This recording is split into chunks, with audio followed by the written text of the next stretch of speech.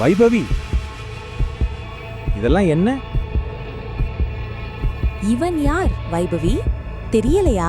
இவன் delivery boy. ஆனா நம்ம ஏற்கனவே கேக் ஆர்டர் பண்ணிட்டோமே, அப்புறம் எதுக்கு இந்த பேஸ்ட்ரி ஆர்டர் பண்ணின? ஓ, ஞாபகம் வந்துருச்சு. இவன் தானே நீ டேட்டிங் பண்ண டெலிவரி பாய்?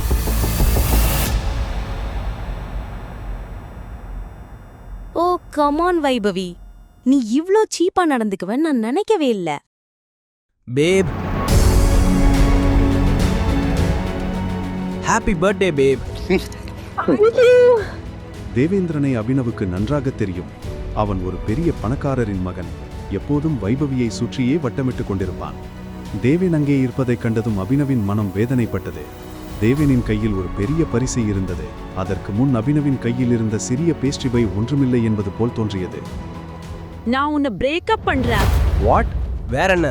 அந்த பொண்ணு எவ்வளவு நாளைக்கு இப்படி உன்ன மாதிரி ஒரு பிச்சைக்காரன் கூட பாதி பேஸ்ட்ரியை சாப்பிட்டுக்கிட்டு இருப்பா?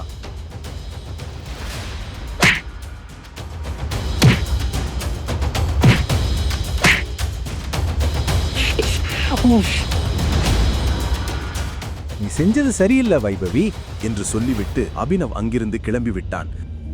முழு வீடியோவை பாக்கெட் FM தமிழ் யூடியூப் சேனலில் கண்டு மகிழுங்கள்.